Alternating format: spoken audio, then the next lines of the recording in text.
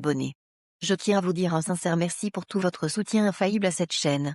Aujourd'hui, j'ai une compilation de plus d'1 heure pour vous. Tout ce que vous avez à faire, c'est de vous installer confortablement dans votre canapé et de régaler. N'oubliez surtout pas d'aimer, de partager massivement cette vidéo.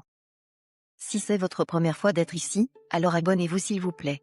En toute chose et dans toute situation, n'oubliez pas que seul Jésus est la solution. Merci. C'est parti. J'ai eu une terrible révélation la nuit dernière à propos de ta famille. Qu'est-ce que le Seigneur vous a montré, pasteur? Pas grande chose, ma fille. J'ai juste vu ta famille dans un lien ancestral profond. Si tu ne servais pas Dieu d'un cœur sincère, il n'allait pas me révéler ça. C'est à cause du zèle et de l'amour que tu portes pour lui jusqu'à t'abandonner toi-même. Jésus t'aime, ma fille. Papa, je ne sais pas ce qui m'arrive. Je ne sais pas pourquoi je n'arrive pas à avoir de bonnes notes après tant de travail. Ce que tu ne sais pas, c'est que tu es bon à rien. Même tes petits frères valent mieux que toi. À l'âge de 14 ans, tu n'arrives pas à retenir les cours dans ta tête. Même les leçons tu n'arrives. Si c'était juste les mathématiques et les sciences, je comprendrais. Mais leçons, qu'est-ce qui peut bien t'empêcher d'avoir de bonnes notes dans les leçons? C'est modeste de ta part. L'université de Michigan State nous a envoyé un courriel à ton égard. L'administration aimerait que tu fasses tes cursus universitaires en médecine chez eux gratuitement. Dites vrai? J'ai une bourse d'études, c'est-à-dire? En effet, oui. Vous avez eu la plus grande moyenne sur toute l'étendue du territoire national. Du coup, vous êtes la seule personne qualifiée pour la bourse. Pêtre, je vous invoque. Mon père défunt, je t'invoque 3 fois. Mon oncle Coty, je ne t'ai pas oublié. Ma tante Nico, je t'invoque. Je n'ai pas oublié tous ceux qui sont de mes différentes familles. Voici votre journée et notre nuit à nous. En effet, si je suis ici dans ce cimetière cette nuit, ce n'est pas pour troubler votre paix. Voici mon jeune frère Eric, qui a été tué parce qu'il était le plus intelligent dans toutes ses promotions à l'école. Je veux qu'à partir d'aujourd'hui, aucun de mes descendants ne soit intelligent à l'école, par peur qu'on ne les tue. S'il y a quelqu'un parmi eux qui est clairvoyant, qu'il abandonne l'école lui-même sans raison. Ainsi, je scelle cette prière avec ces différentes boissons que je vous ai amenées. Merci mes ancêtres. En effet, Monsieur Koumou est l'aîné de leur famille. Il a un frère cadet qui s'appelle Eric. Malheureusement, ce dernier a été tué par envoûtement, parce qu'il était le plus intelligent de sa promotion à l'école et a obtenu une bourse d'études pour le Canada. 50 ans plus tard. Mon fils, vous en êtes où par rapport aux examens du premier semestre? Normalement, vous devriez déjà commencer si je ne me trompe pas. Effectivement, papa. Nous avons commencé hier. Nous finissons la semaine prochaine. N'oublie pas ce que tu m'as promis si je suis premier. Oui mon fils, ne t'inquiète pas. C'est moi-même qui t'ai fait la promesse. Toi, je veux juste que tu aies de bonnes notes et tu auras ton vélo. Et si à la fin de l'année, tu réussis brillamment, je t'offrirai un voyage à Cotonou. Tu iras visiter le monument de l'Amazone. D'accord, papa. Merci beaucoup. Je serai toujours le premier, toi-même tu le sais bien. Bien. Allez, je m'en vais. N'oublie pas tes cahiers. D'accord, papa. Marcel. Oui, papa. Dis-moi exactement. Que se passe-t-il? Pourquoi tes notes sont aussi bas? Je ne sais pas, papa. Pourtant j'apprends et je maîtrise toujours mes cours. Mais arrivé à l'examen, j'ai juste l'impression que je n'ai rien appris. Tout semble disparaître de ma tête. Arrête-moi ces sottises. Qui peut apprendre avec rigueur et arriver à l'examen, les choses vont disparaître de sa tête? Qui peut faire ça? N'ai-je pas été à l'école moi? Ou bien tu crois pouvoir me duper avec un argument aussi farfelu? Papa, pourquoi tu parles comme si je suis un faux type? Tu me connais bien pourtant. Est-ce que je t'ai une fois menti? Arrête de faire la victime. C'est parce que tu t'amuses plus que tu ne lises. Quand tu passes tout ton temps à jouer aux jeux vidéo et regarder grâce à mes nouvelles VTV, comment est-ce que tes cours resteront dans ta tête? Ne t'en fais pas. Je sais ce que je vais te faire. Je vais te couper tous les loisirs.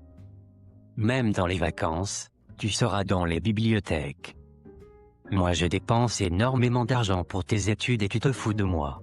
Mais papa. Papa quoi? Tant que tu n'as pas de résultats convaincants, tu n'auras plus de loisirs. Que m'arrive-t-il au juste? Depuis le cours primaire, j'ai toujours été première de toutes mes classes. Comment se fait-il que je sois la dernière maintenant que je suis en classe de terminale? À un pas du baccalauréat? Le moment où j'ai la chance de décrocher une bourse pour étudier à l'université de Sorbonne? Seigneur, il doit forcément avoir quelque chose qui ne va pas quelque part. Je dois trouver la solution à ce problème le plus tôt possible. Si j'étais distraite, je comprendrais. J'apprends bien, et pourtant mes résultats sont toujours nuls. Seigneur, ne permets pas que je sois couverte de honte. Elisabeth, j'ai quelque chose pour toi. Vraiment? De quoi s'agit-il? Dis-le-moi. L'ami de mon petit ami te désire. Il m'a dit hier que tu lui plais beaucoup. Ah wesh. Et que veut-il de moi? Te gâter. Il veut sortir avec toi. Ne t'inquiète pas, il est riche. Il peut tout te donner. Oui, je vois. Il peut tout me donner, y compris la vie éternelle. Qu'est-ce que tu es drôle. Tu veux me dire que toi tout tient toujours à cette histoire de vie éternelle? Ma sœur, je préfère avoir l'air drôle devant les hommes et paraître juste devant Dieu. Tout ce dont je suis certaine, aucun homme ne peut donner la vie éternelle. Du coup, je ne vais pas salir mon corps à cause d'un garçon au nom de l'argent. Franchement, je ne te comprends pas. Premièrement, tu es pauvre. Deuxièmement, tu es la dernière de la classe à chaque examen. C'est juste à cause de cette petite beauté qu'il t'admire beaucoup. Mais ne les prends pas pour un objet d'orgueil. Car, il y a beaucoup de filles dehors qui aimeraient sortir avec lui et faire partie de notre groupe. Tu as bien dit qu'il y a des filles dehors. Pourquoi ne va-t-il pas vers elles? D'ailleurs, je change de banc. Je ne vais pas rester ici à écouter tes conneries. On verra bien à la fin de l'année. Si tu n'es pas première au cours de l'examen, c'est moi-même qui viendrai t'humilier pour cette connerie que tu fais. D'ailleurs, faut devenir sœur Teresa ou mère Teresa. Quelques mois plus tard. Papa, j'aimerais te dire quelque chose. Vas-y mon fils. Je ne veux plus continuer les études. Je me suis trop battu pour avoir ce baccalauréat avec mention très bien. Maintenant, je veux faire la mécanique. Quoi? Qu'est-ce que tu dis mon fils? Pourquoi une telle décision? C'est une décision qui vient du fond de moi, papa. Je ne veux plus aller à l'école. L'université, je n'irai pas. Tu me surprends mon fils. Pourtant tu es toujours premier. C'est bon. On en reparlera une fois à la maison. D'accord papa. Dans tous les cas, c'est ça mon intention. Je ne peux pas imaginer que malgré toutes les privations, tu es parvenu à être encore dernier de la classe. C'est quoi ce torchon de bulletin que tu m'as ramené? Papa, je ne sais pas ce qui m'arrive. Je ne sais pas pourquoi je n'arrive pas à avoir de bonnes notes après tant de travail. Ce que tu ne sais pas, c'est que tu es bon à rien. Même tes petits frères valent mieux que toi. À l'âge de 14 ans, tu n'arrives pas à retenir les cours dans ta tête. Même les leçons tu n'arrives. Si c'était juste les mathématiques et les sciences, je comprendrais. Mais leçons, qu'est-ce qui peut bien t'empêcher d'avoir de bonnes notes dans les leçons? Pauvre Marcel. Ni lui ni son père ne savent ce qui leur arrive. Franchement, je suis découragé de toi. Je m'étais dit que c'est peut-être parce que tu manques de quelque chose, mais finalement, je vois que toi-même tu as décidé de ne pas travailler à l'école. Pour cela, tu iras faire la cordonnerie. Mais papa, s'il te plaît, laisse-moi continuer l'école. Tu peux diminuer mon petit déjeuner sans problème. Je veux vraiment continuer. Je ferai plus d'efforts s'il te plaît. J'ai fini de parler. Prépare-toi pour commencer la cordonnerie la semaine prochaine. Il n'y a plus de temps à perdre. La tête qui ne veut pas comprendre le papier, prends les bagages. Alors mon fils, dis-moi exactement pourquoi tu ne veux plus continuer les études. Pour rien papa. Je veux juste faire la mécanique.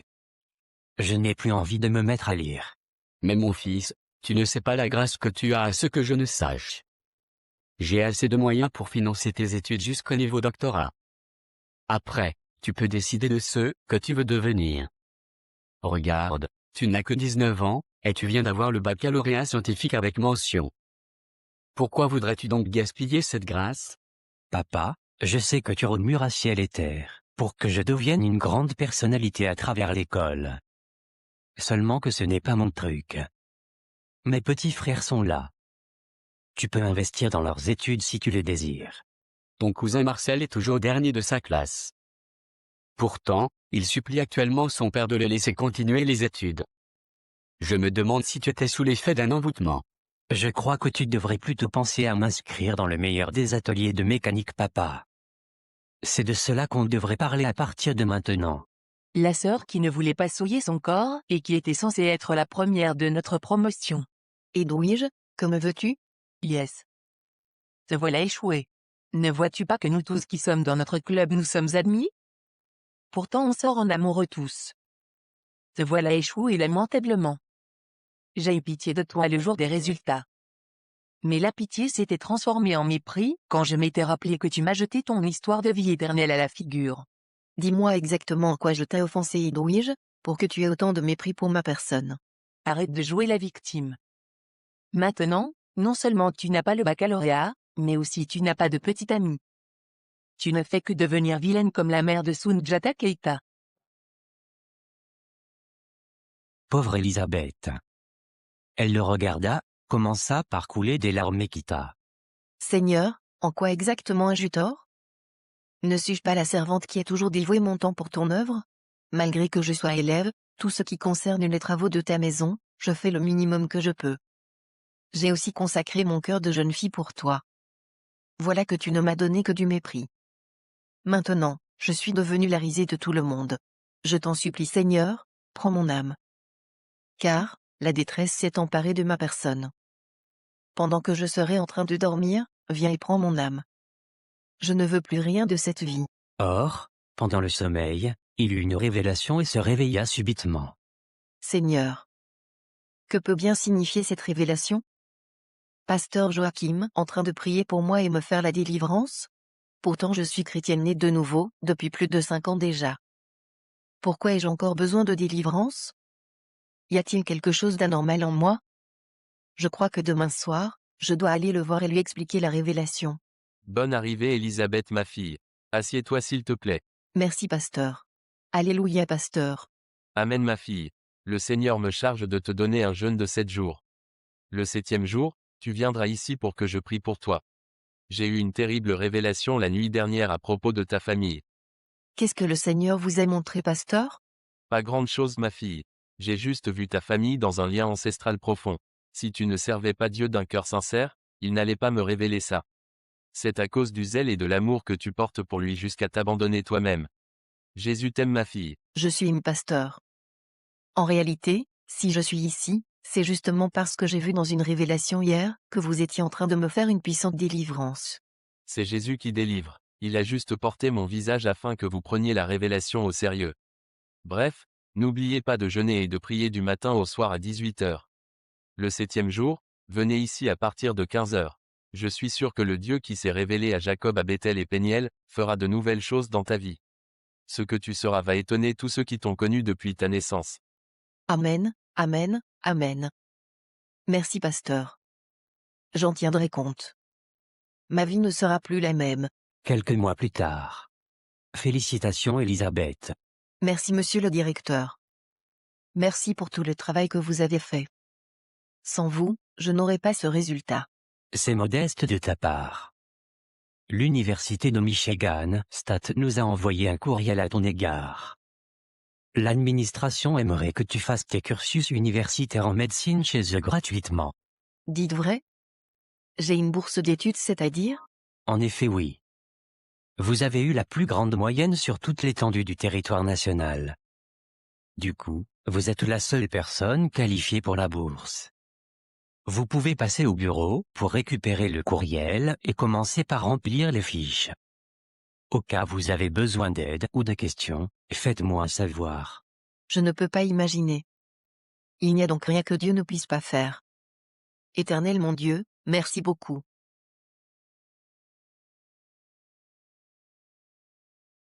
Merci pasteur d'avoir toujours été un bon berger pour moi. Vos intercessions ont porté fruit. Je savais que tu allais réussir à l'examen. Ce n'est pas une chose étonnante pour moi. Mieux que ça, pasteur. J'ai gagné une bourse d'études pour l'Université de Michigan aux États-Unis d'Amérique. Vous pouvez imaginer? Seigneur Jésus-Christ de Nazareth. Oui, oui. Jésus peut faire au-delà de tout ce que nous lui demandons.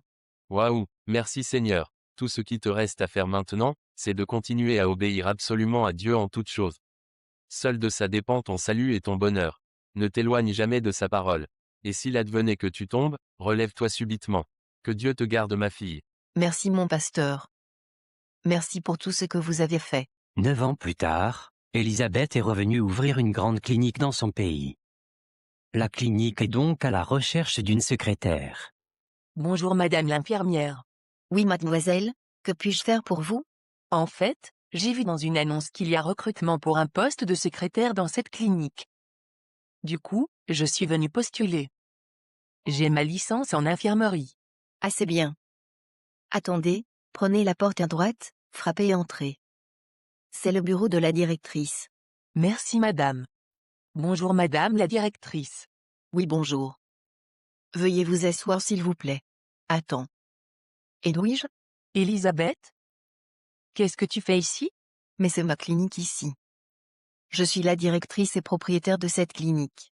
Donc c'était vrai. Je ne m'y attendais pas du tout. J'ai appris que tu as une clinique, mais je ne pensais pas que ce serait en pleine ville ici. Qu'est-ce que tu es drôle, Edwige. Tu n'as jamais changé. Que viens-tu faire ici? Ma vieille amie, je viens postuler pour le poste de secrétaire dont l'annonce est diffusée. Tu es sérieuse? Donc depuis là tu ne travaillais pas? Bien sûr que je travaillais. Mais tu sais bien comment fonctionnent les entreprises qui savent que tu n'as nulle part où aller dans ce pays. Oui, je vois.